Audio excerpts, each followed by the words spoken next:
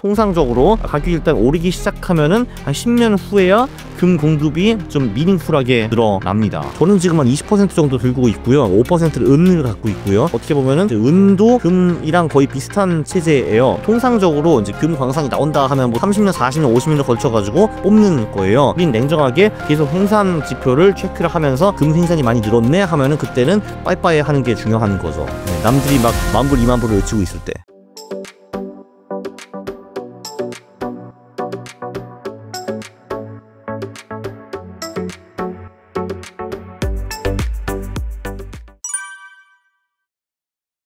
일단 저한테 요즘 많은 분들이 와가지고 야 금 그거 추천 가능하니 너무 많이 오른 거 아니냐라는 말을 듣는 거 보니까 더 오릅니다. 일단 그게 일단 가장 크고요. 사실 근데 금 같은 경우도 그냥 그 수요와 공급으로 움직이는 자산이거든요. 근데 그 임밸런스가 지금 엄청 큽니다. 사실은 한마디로 수요가 공급을 완전히 능가한다라는 거죠. 그러니까 일단 공급 쪽을 먼저 살펴보면은 금 같은 경우는 실제로 뭔가 광산을 만들어 가지고 채굴을 해야 되잖아요. 그게 그 프로세스가 5년에서 10년 정도 걸려요. 네, 왜냐면 이제 실제로 뭐 그 투자자들은 모아야 되고 탐사도 해야 되고 탐사하면 어이씨 여긴 아니네. 여기다 여기 하면은 야 이제 가면 파야 되고 광산을 만들어야 되고 그 인부들이 와가지고 실제로 뭐 금을 채굴해야 되고 이런 거 있잖아요. 근데 그게 5년에서 10년 걸려요. 그래서 통상적으로 가격이 오른 후에 그러니까 가격이 일단 오르기 시작하면은 한 10년 후에야 금 공급이 좀 미닝풀하게 늘어납니다. 예. 그러니까 이게 근데 금값이 오르기 시작한 게 2019년부터이거든요. 그러니까 2020년대 말에 되어서 비로소 금 공급이 많이 늘어날 것이라고 저는 보고 있고요. 그리고 그때부터 금값이 아마 떨어질 겁니다. 네, 공급이 늘어나니까.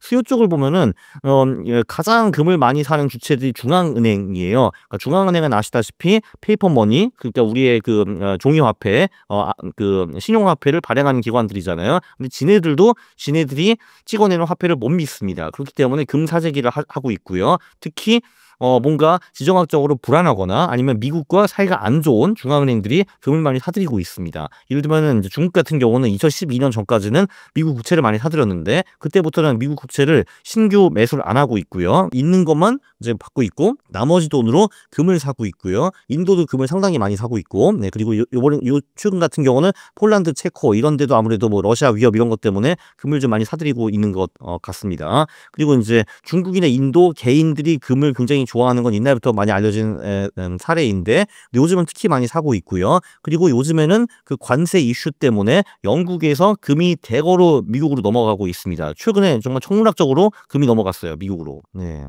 그래서 결론적으로 수요는 여기저기서 굉장히 많은데 공급은 이루어질 때까지 몇 년 아직 남아있다라는 거죠. 왜냐하면 금이라는 거는 신용화폐처럼 탁 하면 생기는 것이 아니라 실제로 뭔가 물리적으로 광산을 만들어야 되고 거기서 캐야 되고 이렇기 때문에 그게 레그가 상당합니다. 네, 그래서 예를 들면은 1971년부터 금값이 오르기 시작했는데 실제로 금 공급이 든 거는 1980년, 9년 후였고요. 그리고 이제 그리고 또 반대로 또 한 2000년인가 이제 그때부터 금이 다시 이제 가격이 오르기 시작했는데 근데 여기서도 한 8, 9년 후에 비로소 공급이 늘기 시작했습니다. 이번에도 다를 것 같지는 않습니다. 네. 저는 지금 한 20% 정도 들고 있고요. 5%를 은을 갖고 있고요. 사실 이제 어떻게 보면은 이제 은도 금이랑 거의 비슷한 체제예요. 그러니까 사실 이제 은 같은 경우는 수요자가 좀 다릅니다. 금은 이제 중앙은행들이 많이 사고 있는데 은은 산업체 쪽에서 많이 필요하거든요. 뭐 2차 전지도 들어가 있고 태양광도 들어가 있고 무기에도 들어가고 뭐 한마디로 그 은이 많이 필요로 사실 여기고 우리가 이제 신산업이라고 하는 이제 그런 산업들에도 은이 다 껴 있어요. 수요는 그쪽에서 나오고 있는데 금은 금과 마찬가지로 지금 이제 증가율이 더딥니다. 왜냐하면은 은도 2019년부터 가격이 상승하기 시작했는데 여기서도 이제 은광을 만들고 채굴하고 이런 게 시간이 걸리는 거죠. 그래서 이제 은도 5%에서 전 지금 이제 그 제 자산 배분에서 20%가 금이고 은이 5%인데 요번에 근데 자산 배분 조정을 할 때 조금 더 늘릴까 생각을 하고 있습니다. 저도 그게 흥미로워 가지고 좀 리서치를 해 봤는데요.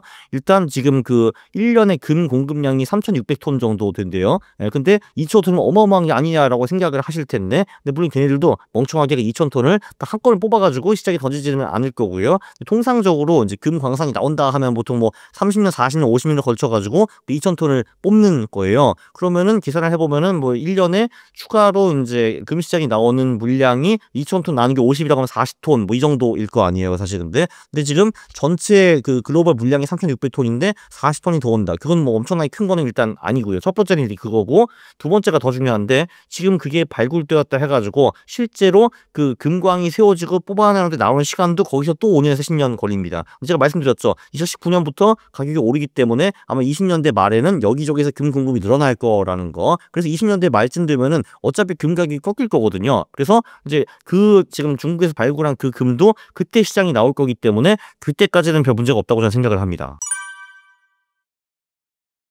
일단 그러니까 금과 주식은 일반적으로 반대로 가는 자산입니다. 그래서 그 주식과 금을 자산 배분에 섞으면 굉장히 좋은 결과가 나오고요. 근데 확실히 요 관세에는 일단 정치적 불확실성을 이제 만들고, 그리고 경제적으로도 별로 이제 사실 안 좋거든요, 이게. 이렇게 경제적으로 안, 그러니까 이러면 이제 미국 같은 경우는 인플레이션이 발생할 가능성이 높고, 그러면 이제 통화량도 줄어들 가능성이 높고, 그럼 미국 경제도 이제 별로 안 좋아지고, 그럼 미국 주식은 이게 쥐약이고 이렇게 되는 거잖아요. 그럼 이제 아씨 미국 주식 쥐약인데 그러면 나 어디로 가지 할 때, 아 맞다, 금이 미국 주식과 반대로 가지 하면 그쪽으로 돈이 쏠릴 가능성이 꽤 있는 거죠. 그리고 지금 인제 일단 관세를 한번 질렀는데, 자 이제 인제부터 인제 경쟁국, 그러니까 그 관세를 때려 맞은 국가들이 어떤 식으로 인제 반응을 취하는가, 우리 그거 잘 모르죠 일단. 그거 하나 있고, 자 그다음에 그 관세에 대한 리액션, 그 리액션이 인제 각국의 통화 정책은 어떻게 변할 것인가, 재정 정책은 어떻게 변할 것인가, 우리 사실 인제 아무것도 모르거든요. 불확실성 극대화. 근데 주식하는 사람들은 그 불확실성을 제일 싫어하거든요. 그래서 빼빠이 하게 되는데, 근데 그러면 그 수혜가 금으로 가게 되는 거죠. 금은 그래도 이제 안전 자산이잖아. 그리고 그 주식과 반대로 가잖아. 이런 게 있는 거죠. 기본적으로 제가 조금 전에 금과 주식이 반대로 간다라고 했는데, 그러니까 그 비트코인은 디지털 금이라는 소리는 듣고 있기는 하지만 아무튼 최근 5년 동안의 흐름을 보면은 주식과 거의 비슷하게 갔습니다. 그러니까 시장이, 그러니까 사람들이 주장하는, 그러니까 말은 이제 디지털 금이다라고 하는데, 그 시장의 흐름은 주식과 똑같이 간다라고 보시면 되거든요. 물론 주식보다 좀 더 많이 오르고 많이 떨어지는 게 이제 문제죠. 한마디로 주식의 레버리지 상품이라고 보시면 돼요, 지금까지는 비트코인이. 근데 주식이 이렇게 안 좋으면은 비트코인도 안 좋은 거죠. 네. 그러니까 주식과 코인이 이제 비슷하게 간다라고 인제 말씀을 드렸는데, 그러니까 아무래도 인제 그러니까 경제 상황이 좋아질 경우에는 주식과 코인이 이제 확실히 좋고, 경제 상황이 안 좋을 경우에는 이제 금이 더 좋다라고 보면 될 것 같아요. 역설적으로 금을 투자할 때 주식과 같이 투자하라는 말씀을 드리고 싶습니다. 이게 인제 금의 수요 공급 얘기도 말씀드렸고, 이제 경제가 인제 안 좋으면 금이 오히려 빛난다는 말씀도 드렸는데, 근데 사실 우리는 미래에 경제가 좋을지 나쁠지 예측하는 게 굉장히 인제 어렵거든요. 그러니까 지금은 경제가 인제 안 좋아 보이고 관세 때문에 인제 오 마이 갓 하고 있는데, 갑자기 또 몇 개월 후에 인제 그 트럼프가 인제 입장을 바꾸거나 아니면은 뭔가 다른 인제 혁명적인 인제 발명이 이루어져 가지고 주식시장이 다시 갈 수도 있는 거거든요. 그래서 그냥 둘 다 같이 고민 안 하고 투자를 하거라라고 말씀을 드리고 싶습니다. 그리고 금 자체만 보면은 말씀드렸다시피 2020 년대 말에 공급이 언젠가 확 늘어나는 그 시기가 올 텐데, 그때가 털고 나갈 타이밍이에요. 근데 그때쯤 되면 아마 금값이 계속 올라왔기 때문에 지금보다도 훨씬 더 금은 갈 수밖에 없다. 금 10,000달러, 20,000달러 하시는 분들이 점점 더 늘어나 있을 거거든요. 근데 우린 냉정하게 계속 생산 지표를 체크를 하면서, 아이씨 금 지표가 금 생산이 많이 늘었네 하면은 그때는 빠이빠이 하는 게 중요한 거죠. 네, 남들이 막 10,000불, 20,000불을 외치고 있을 때.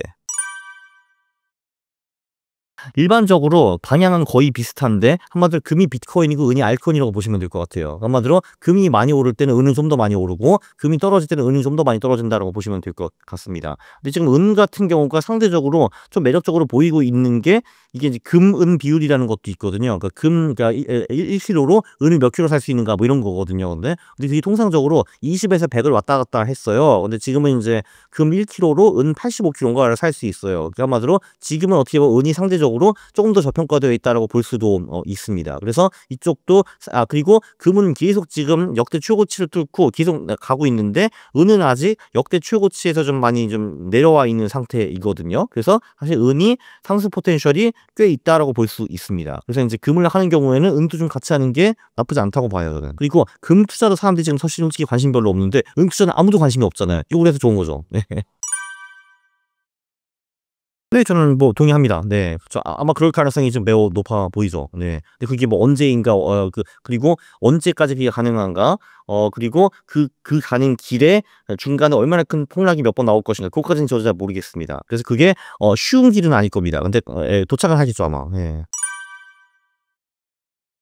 뭐 사실 그러니까 인제 일단 미국 증시는 몇 년 동안에 특히 이제 기술주 쪽에서 굉장히 많이 올라 가지고 밸류에이션이 굉장히 높은 상태입니다. 이제 퍼 같은 경우를 보면은 인제 미국이 30 언저리였고요. 25 이상 뭐 나스닥은 제가 32고 뭐 S&P는 뭐 25인가 뭐 그렇게 알고 있고 그리고 인제 나머지 선진국들이 보통 한 15 언저리였어요. 이거는 뭘 의미하냐 하면은 똑같이 인제 1억을 버는 기업인데 그 1억을 버는 기업이 미국에서는 30억의 기업 가치를 인정을 받고 그리고 유럽에서는 또는 일본이나 이런 데서는 15억 언저리를 인정을 받는다는 건데 사실 이게 좀 말이 안 되기는 하거든요. 근데 물론 이제 이렇게 할 수 있죠. "야 지금 미국 기업이 1억을 벌고 있지만 내년에는 뭐 1.5억, 2억을 벌 거야. 그러니까 성장률이 높아."라고 인제 말을 할 수가 있었는데 근데 요번에 그 딥시크 모멘트 그것 때문에 미국 빅테크의 성장률이 정말 그런 식으로 이제 연 20% 30% 40% 계속 갈 수 있는지 좀 의문이 인제 생겼고요. 그리고 인제 개도국들의 인제 퍼는 10 밖에 안 되거든요, 대부분의 경우. 예. 그러니까 이제 여기 차이가 엄청나요. 아마도 똑같이 돈을 버는 기업인데 미국 기업은 선진국의 2배 그리고 개도국의 3배의 가격으로 거래가 되고 있었거든요. 그래서 언젠가는 이게 빅 로테이션이 와 가지고 미국 주식의 수익률이 떨어지고 그리고 좀 더 싼 이제 다른 선진국 또는 개도국의 수익률이 높아올 수밖에 없거든요. 고런 패러다임 시프트가 보통 한 10년에 한 번 또는 15년에 한 번씩 오는데 지금 인제 사실 미국 주식이 강세를 보인 게 2009년 15년 됐거든요. 사실 이게 한번 턴할 때가 됐어요, 제가 보기에는. 그래서 장기적으로는 미국 주식의 수익률이 개도국보다 훨씬 낮을 거라고 생각을 합니다. 네. 좀 더 용기 있게 말하면은 그냥 미국 달러 예금을 들고 있는 것이 미래 10년 동안의 수익률이 미국 주식보다 더 높을 겁니다. 네. 그냥 달러를 들고 있는 게. 네. 그죠. 인제 기대 수익률이 아무래도 미국 주식이 높은 편은 아니죠. 네. 네. 그것도 그냥 사실 역사를 보면서 나오거든요. 그냥 이제 밸류에이션이 높을 때 미국 주식이 들어갔으면은 향후 10년 수익률이 매우 실망스러웠다라는 거는 그게 사실 1880 년부터 다 이미 리스트업이 돼 있거든요. 근데 이 정도 밸류에이션에 들어가면은 10년 동안 얼마 벌 수 있다 그런 거 나와 있는데 그쵸. 지금은 기대 수익률이 0% 정도입니다, 사실은. 네. 10년 동안에. 네. 근데 왜 아직도 미국 주식에 투자를 하느냐? 일단 내가 틀릴 수도 있기 때문에. 네. 일단 그러니까 한국이 희망이 없다라는 건 저도 인제 동의를 하고요. 근데 한국 주식과 한국은 또 좀 다른 얘기입니다. 이게 통상적으로 생각하는 게 사람들이 "경제 성장이 높은 나라의 주식에 투자해야 되지 않느냐."라고 하는데 그것도 팩트를 따져보면 그거 틀립니다, 사실. 그러니까 네. 그런 식으로 하면은 중국 주식을 했으면 돈을 엄청 벌었어야 되는데 사실 중국 주식이 지금 2007년보다 좀 낮은 상태이거든요. 네. 최근 좀 올랐기는 하지만 그거보다는 밸류에이션이 훨씬 더 중요한데 근데 한국은 아무도 기대가 없는 나라잖아요, 솔직히. 근데 이게 누구 그러니까 길거리 가서 누구 물어봐도 우리나라 20년 후에 망한다고 하잖아요, 근데. 그렇기 때문에 주식 가격도 똥값입니다, 솔직히 말해서. 근데 똥값인 주식 같은 경우에는 그냥 쪼끔만 기대보다 더 잘 나가면은 오를 수가 있거든요. 그리고 인제 단기적으로는 인제 바로 오늘이 탄핵 날이거든요. 예, 탄핵 날인데 이제 그럼 뭔가 새로운 대통령이 오시겠죠. 그럼 이제 한국 경제 심각하네요. 그래서 돈을 봅시다 해 가지고 단기적으로는 돈이 많이 풀릴 거예요, 아마. 그러면은 이제 그것 때문에 그 약발로 한국 주식은 일단 좋을 거라고 보고요. 또 최소한 단기적으로는. 그리고 어차피 솔직히 이게 한국 주식 할 때 우리 장기적으로 투자하지 않잖아요, 이게. 그죠? 그러나 장기적으로 봐도 향후 10 년을 보면은 아마 한국 주식의 수익률이 미국 주식보다는 높을 겁니다. 네. 너무 싸니까. 예. 단기적으로는 새로운 대통령이 돈을 많이 푸실 거고 장기적으로는 지금 싸기 때문에 10년 수익률을 긍정적으로 본다라는 거죠. 네. 예를 들면은 요즘에 인제 환율이 많이 인제 올라갔잖아요. 그 사람들이 "큰일 났다, 큰일 났다." 하는데 큰일 난 것도 맞기는 맞는데 그 대신에 수출업체한테 이제 많은 것이 유리해진 것도 사실입니다. 제가 지금 작년에 그 현대차가 인제 미국에 있는 재고를 다 털었다고 저는 들었거든요. 물론 요즘 관세 문제가 좀 생기긴 했지만 뭐 그런 것도 있고 그것도 일단 한 긍정적 이고요. 그 두 번째는 한국이 corporate governance 그러니까 기업 지배 구조가 너무 개판이기 때문에 여기서 더 나빠질 가능성은 사실 별로 인제 없습니다. 그러니까 사실 인제 그 우리나라는 경제 쪽은 이제 선진국인데 요 부분에는 정말 인제 생후진국이거든요. 그래서 사실 여기서도 제도를 어느 정도만 개선을 하면은 사실 이제 한국 기업에 대한 신뢰가 좀 더 많이 생길 수가 있다고 저는 생각을 해요. 네. 물론 요번에 이제 어떤 어르신이 상법 개정을 막으신 것 같기는 한데 이제 뭐 저 상법 개정이 엄청 좋은지 그것까지는 모르겠는데 어쨌든 어느 정도 선진국처럼 이제 corporate governance 기업 지배 구조가 바뀐다라고 하면은 그러면은 확실히 좀 이제 밸류업이 될 수가 있죠. 지난 정부에서 그거를 인제 어설프게 시도를 하긴 했는데 끝을 보지는 못했던 것 같습니다. 이제 선거 후에는 그게 다 흐지부지 사라졌죠. 그냥 뭐 코인 주식 글쎄요 뭐 한 뭐 2대8 정도 아닐까요 대충? 예. 근데 거기서 근데 사실 금과 채권이 빠져 있어 가지고 그게 없으면은 불안전한 포트폴리오이죠. 왜냐하면은 코인 주식은 어떻게 비중을 나누든 간에 반토막이 무조건 날 수가 있거든요. 반토막이 뭐야 60-70% 떨어지는 것도 가능하기 때문에 그 채권과 금 그리고 의화를 섞어야지 좀 완전체 포트폴리오 한마디로 최악의 순간에 10% 15% 이상 빠지지 않는 포트폴리오를 만들 수가 있습니다. 저는 사실 뭐 인제 코인 비중은 뭐 한 10% 정도로 가져가시는 게 어떨까 싶고요. 나머지 90%를 배분을 할 때 사실 아주 그냥 심플하게 그 1대1대1로 가져가도 될 수 있을 것 같고요. 아니면은 뭐 주식 40 그 금 30 채권 20 이런 것도 하나의 방법이라고 생각을 합니다. 지금 제가 하고 있는 거는 코인을 제외하고 주식 50 채권 25 금 25 인데 근데 인제 한 다음 달부터는 주식 비중을 확실히 좀 줄이고 이제 채권과 금 비중을 좀 더 금 비중은 확실히 늘릴 거고 채권은 고민 중입니다.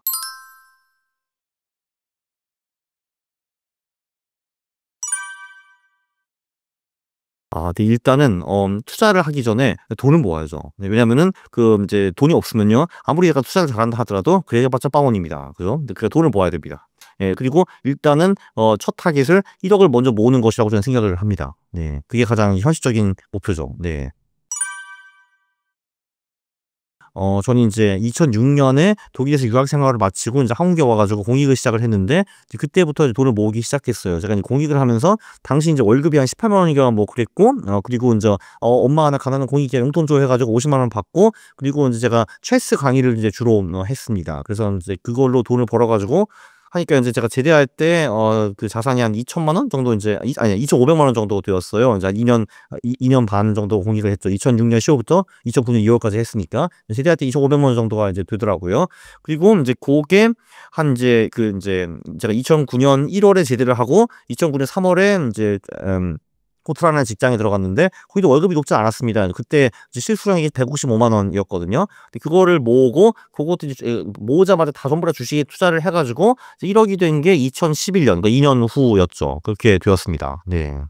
일단 그 인제 왜 돈을 모아야 되는가 이게 굉장히 중요하거든요. 인제 사실 인제 우리가 강력한 동기부여가 없으면은 돈 모은다는 거는 대부분 사람들 고통스러운 일이거든요. 돈 쓰는 건 재밌는데 돈을 인제 입는데 안 쓰는 거는 재미가 없잖아요 기본적으로. 그러니까 뭔가 강력한 인제 이유가 인제 필요한 건데 일단 그러니까 왜 이거를 하느냐 그거 본인만의 이유를 찾아야 돼요. 이제 저 같은 경우는 인제 인생을 한 번 사는데 인제 사실 직장을 아무리 좋게 포함해도 솔직히 남따까리 해 주는 거거든요 사실은.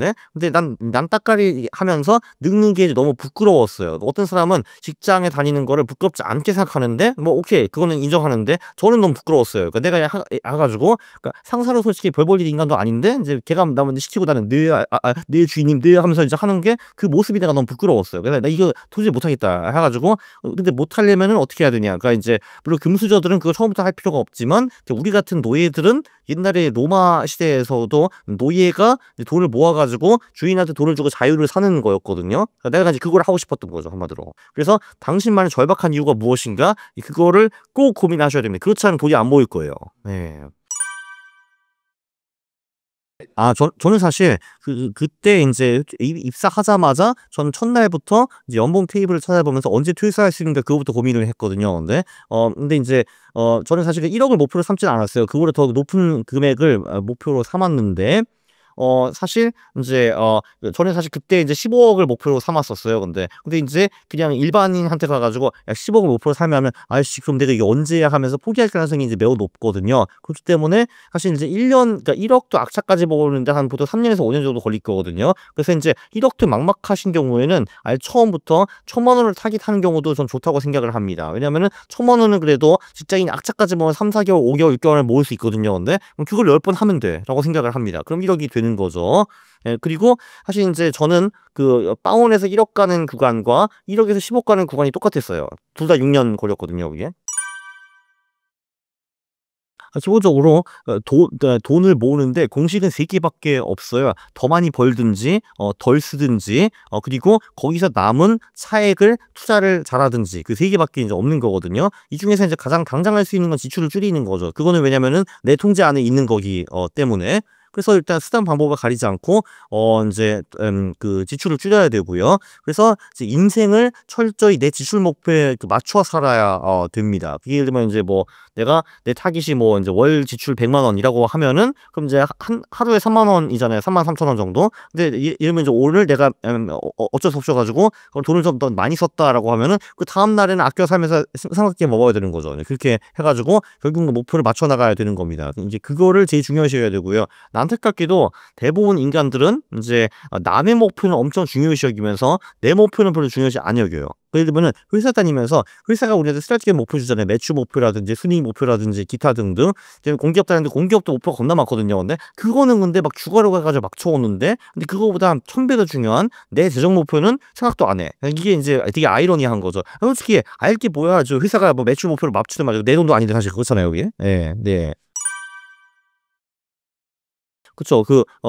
일단 부자가 되는데 가장 중요한 습관이 이제 쪼금 전에 말씀드린 일단 덜 쓰는 거 이게 인제 중요하잖아요. 근데 일단 영업방원에서 1 억까지 가면은 그 습관을 달성했다라고 보는 게 맞는 거죠. 예 일단 그냥 말만 나는 부자가 되고 싶어 하는 게 아니라 실제로 몇 년을 걸쳐 가지고 지출을 적게 하고 그리고 필요할 경우에는 내 수익을 늘리고 투자까지 하는 것까지 다 탑재가 되었기 때문에 내가 1 억에 도달한 거잖아요. 그래서 1 억을 가면서 자연스럽게 그 마인드와 습관을 장착시켜야 된다라는 거죠.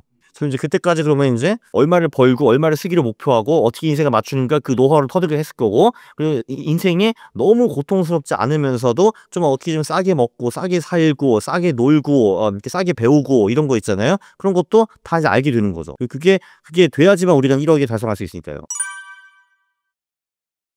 일단 이제 거주비가 아무래도 가장 크기 때문에 될수록 부모님 집에 살고요. 용돈을 안 드려야죠. 예 한마디로 근데 그리고 인제 그럼 내 비즈니스 모델을 설명을 해야죠. "난 이런 이유로 돈을 모으고 있고 그리고 내가 잘 되면은 엄마 아빠를 그때 잘 챙겨 줄게."라고 하고 그리고 이제 부모님들이 그거를 안 들으려고 하면은 계속 관철을 시키세요. 어차피 자식을 못 이기거든요 부모가. 예 그래서 그때 물론 좀 양심이 찔릴 수도 있어요. '아 우리 부모님 나 때문에 30년 고생하셨는데 근데 내 용돈도 안 주고 이 내가 사람이냐? 괜찮아. 지금은 사람 아니더라도 나중에 사람이 되면 되거든요 그게. 예 일단 그렇게 해 가지고 이제 확실히 이제 인제 거주를 집에서 하면은 줄일 수가 있거든요. 그다음에 인제 또 뭐 이런 사람들 되게 많아요. 인제 뭐 20대 30 20 대는 뭐 인제 "경험을 많이 해야 된다." 그거 개뿔 필요 없어요. 나중에 다 하면 돼요 그거. 내가 보기에는 뭐 20 대만에 할 수 있는 그런 거 별로 없거든요 사실 근데. 뭐 솔직히 20대 때 어디 나가 가지고 여자랑 연애나 하고 술이나 처먹고 어디 꽈라 누워 있는 게 그게 뭐 대단한 경험이에요 사실 근데. 그리고 뭐 여행에서 뭐 니들 뭐 보이는 게 있어? 아무것도 없잖아요 사실 근데. 그래서 인제 한마디로 20대 때 최대한 그냥 악착같이 돈 버는 전략. 예 왜냐하면은 전 맨날 그렇게 말하거든요. "야 그냥 처음 인제 5년 10년 동안 욜로 살다가 평생 돈의 노예로 살래? 아니면은 그냥 악착같이 5년 10년 모으고 평생 욜로로 살래?" 인제 그렇게 물어보는데 전 지금 후자로 해 가지고 지금 평생 욜로로 살고 있잖아요 사실. 저는 인제 지금 한 달에 한 번 맨날 해외여행 다니고 있고 먹고 싶은 거 다 먹고 마시고 싶은 거 다 마시고 내가 하고 싶은 것만 하고 저는 살고 있거든요 사실 근데. 근데 그게 처음 몇 년 동안에 좀 덜 쓰고 돈을 악착같이 모으면 그게 나중에 달성이 가능하거든요 그게.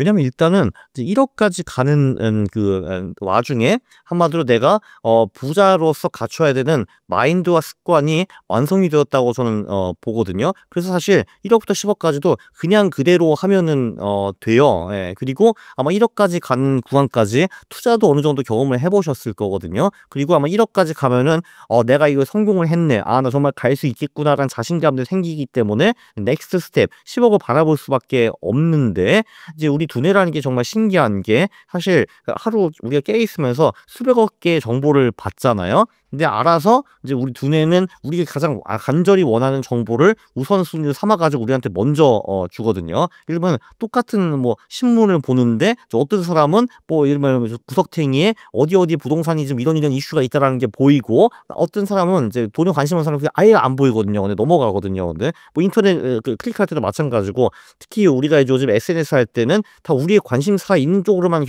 전부 다 몰아주잖아요, 사실. 근데 또 우리가 돈에 관심이 있어, 투자에 관심이 있어, 그럼 결국 계속 그쪽 기사가 뜰 수밖에 없거든요. 이제 그쪽에서 내 실력도 향상되고, 그리고 비슷한 사람들끼리 결국은 이제 만나게 되는 거죠. 그럼 같이 연구해 가지고 우리 부동산 같이 연구를 해 보죠. 그치. 그러구나 해 가지고 이제 가게 되는 거죠, 근데. 그래서 이제 알아서 이제 우리의 두뇌는 우리가 가장 간절히 원하는 거를 우리한테 밀어 주거든요, 그 정보를. 그래서 인제 1억이 1억을 모으면은 그냥 그때까지 산 거랑 똑같이 살면 돼요. 아끼면 살며, 예, 그리고 인제 투자를 하면서. 그러면은 그게 순식간에 불긴 불더라고요. 네. 그리고 1억쯤 되면, 근데 이제 지금까지는 지출을 줄이는 데 많이 인제 관심을 쓰셨다면은 그 수익을 늘리는 데도 이제 쪼금 이제 관심이 생겨야 되는 거죠. 일단 인제 1억을 모을 때 아마 내가 인제 뭔가 하는 일이 있을 거 아니에요. 그럼 이제 한 3년 5년 동안 경험이 생겼기 때문에 그거를 토대로 뭔가 추가 수익을 달성할 수 있는 방법을 또 계속 찾아봐야 되는 거죠. 그리고 다행히도 우리 두뇌가 그쪽에 특화가 되어 있으면 우리한테 그쪽의 정보를 어느 정도 물어줄 겁니다. 네. 그냥 그 정보 그대로 살면 됩니다. 네. 그렇죠. 예. 그러니까 예, 아마 인제 수입이 좀 인제 늘어날 텐데, 그러니까 그냥 왜냐면 그냥 연차로도 수익이 늘잖아요, 기본적으로 직장을 다닌다라고 하면은. 그러면은 인제 예를 들면 내 월급이 50만 원 올랐어 하면은 인제 알아서 습관화가 됐기 때문에 50만 원 들었는데, 이 중에서 그럼 내 지출 한 10만 원 정도 드릴까? 너무 많은데 5만 원 드릴까? 나머지 45만 원 또 저축해 가지고 투자하고, 이런 식으로 가면 될 것 같아요. 그리고 인제 투자라는 거는 근데 뭐 그러니까 내가 예를 들면 내가 1억을 모으고 투자를 이러면 안 되는 거고요. 내가 처음에 돈이 10만 원, 100만 원 있을 때 그때부터 투자를 시작을 해야 됩니다. 왜냐면은 기본적으로 투자도 그렇고 인제 모든 게 다 그런데 처음엔 초보니까 실수를 하게 되어 있는 거거든요. 근데 자전거에서 실수하면 2번 자빠지면 끝나는 건데, 근데 인제 투자에서는 인제 실수를 하면은 그게 곧바로 내 손실로 인제 연결이 되는 거거든요. 그래서 그거는 오케이. 그거는 좋은데 그 손실을 우리가 작은 돈으로 해야 됩니다. 예. 이런 분들 되게 많아요. 그러니까 투자에 아직 담을 사고 있다가 퇴직을 받아 가지고 5억 가지고 투자를 해 가지고 다 날려버리는 분 되게 많거든요. 근데 우리 그렇게 하면 안 되고, 아예 어렸을 때 10만 원, 100만 원을 가지고 이제 투자를 하다가 거기서는 아무리 많이 날려봤자 10만 원, 100만 원 날리는 거잖아요. 근데 그런 식으로 걸음마를 한 다음에 이제 중급으로 올라가야 되는 거죠. 투자는 솔직히 중급 정도만 해도 돈 벌니다. 예. 아무래도 이제 만나는 사람들도 인제 확실히 좀 달라져요. 다 끼리끼리 놀게 되어 있기 때문에. 그래서 인제 그들을 통해서 이제 배우는 게 아무래도 훨씬 더 달라질 수밖에 없죠. 왜냐면 인제 그전에는 그냥 그 직장인밖에 만날 수밖에 인제 없는데, 솔직히 인제 인제 그 부의 피라미드에서 직장인이 가장 하층이에요, 사실은. 근데 그래서 그들은 그 위의 세계에 대해서 그냥 아예 아무것도 모른다고 인제 보시면은 될 것 같거든요. 네. 근데 아무래도 저도 인제 이 피라미드에서 이제 최하층에서 뭐 한두 층 정도는 위에 올라온 거거든요. 근데 물론 저도 최상층은 몰라요, 가본 적이 없기 때문에. 근데 그래도 한 두 층 정도만 더 올라와도 이제 보이는 게 훨씬 다르죠. 네. 그리고 인제 그냥 인생에서 보면은 지금 저는 솔직히 그냥 제가 만날 사람만 만나고, 저놈 아니다 하면 그냥 당장 걸러 버리고, 그리고 일도 이건 내가 하고 싶은데 그거만 딱 하면은 되거든요. 물론 가끔 아닐 때도 있는데 제가 하는 일 중에서 한 98%는 제가 원해서 하는 거거든요. 2%는 의무감 때문에 하는 게 있는데, 근데 옛날에는 반대였거든요. 직장 다닐 때는 내가 하고 싶은 게 빵 터졌어요, 근데. 나머지 100%는 그냥 해야 되니까 하는 거였거든요. 그래서 인제 인생 행복도와 성취감 또 인제 이런 게 훨씬 다르죠, 아무래도. 일단 그들의 간절한 동기부여가 일단 없다라고 봐야 되는 거죠. 솔직히 뭐 말은 다 하잖아. "부자가 되고 싶다." 근데 그분들이 말하는 거는 그냥 "돈을 펑펑 쓰고 싶다."라는 얘기예요 솔직히 근데 그게. 예 그거밖에 없거든요. 예. 근데 이제 뭔가 자신만의 이유를 찾아야죠. 근데 그 이유는 아무도 알려주지 않아요. 그건 직접 찾아야 돼요 고 이유는. 예 일단 그게 일단 되게 이제 중요한 것 같고요. 왜냐면 이 기본적으로 대한민국 정도 레벨이 되면은 부자가 아니더라도 먹고 살 거거든요. 절박감이 뭐 안 생기거든요. 그러니까 이제 저는 이 말을 늘 하는데 대한민국은 빈부격차가 되게 적은 나라예요. 이게 뭔 소리냐 팔쩍하실 텐데 자 봐봐. 부자든 빈자든 그 세 끼 먹는 데는 지장이 아무도 없거든요. 근데 옷 다 있지. 뭔가 집도 다 있잖아요. 저 얼어 죽었다는 사람 요즘 축을 못 봤거든요. 근데 핸드폰도 다 있지. 그 말은 뭐냐 하면은 공짜로 정보와 엔터테인먼트 통신을 할 수 있다라는 거거든요. 거의 공짜로, 거의 공짜로. 예. 그리고 의료보험도 다 되어 있지. 그래도 뭐 고등학교까지 다 나오지. 그러니까 이거는 부자나 빈자나 다 똑같아요 여기까지는. 물론 인제 그 수준의 차이죠. 그러니까 어떤 사람은 이제 50평짜리 뻐쩍뻐쩍한 집에 살고 어떤 사람은 5평짜리 집에 사는데 근데 지붕이 위에 있다라는 건 똑같거든요 사실 근데 예를 들면 인도를 가 봐요. 근데 거기는 부자들은 정말 럭셔리인데 인제 가난한 사람들은 먹을 물이 없는 정도잖아요. 이게 빈부격차지 사실 그러니까 한국은 기본적으로 빈부격차가 훨씬 적어요. 그렇기 때문에 내가 부자가 아니더라도 이제 절박함이 떨어질 수밖에 없거든요. 왜냐면은 의식주가 해결이 보통 되기 때문에. 그래서 그거로는 부족하다. 뭔가 나만의 간절한 이유를 하나 찾아야 되는 게 일단 큰 것 같고요. 그걸 찾았다고 하면은 인제 실제로 악착같이 인제 모으기 시작을 해야 되는 거죠. 근데 거기서도 실패하는 사람들이 많이 있죠. 근데 자기만의 강력한 동기부여가 있으면은 성공 가능성이 훨씬 더 높아집니다. 근데 대부분 사람은 그게 없죠. 왜냐면은 안 절박하고 배가 고프니까. 네. 내가 꼭 돈을 모아야 되는 그 이유를 먼저 찾아보시고요. 근데 기본적으로 한국 사람들은 이제 남에 맞춰서 많이 살아요. 아무래도 인제 내 직장, 뭐 국가, 내 부모, 내 가족의 기대에 부합하기 위해 사는 경우가 되게 많은데 그 사람들 안 중요해요 사실 근데. 다 안 중요하고 니만 중요합니다. 그러니까 내가 간절히 왜 부자가 돼야 되는가 그 이유를 찾으세요. 그리고 그러면은 확실히 간절함이 생기기 때문에 나머지는 어느 정도 알아서 돌아갈 겁니다. 1억을 안 모으셨으면은 네 그거는 굉장히 바람직하지 때문에 1억을 먼저 이제 모으시고요. 그리고 투자는 당장 시작해야 되는데 가장 안전한 투자는 자산 배분 입니다. 일단 주식, 채권, 금 그리고 외화 요 컴비네이션이 같이 붙어 있으면은 그 시장이 어떻게 변한다 하더라도 당신 포트폴리오는 큰 타격을 받지는 않을 겁니다.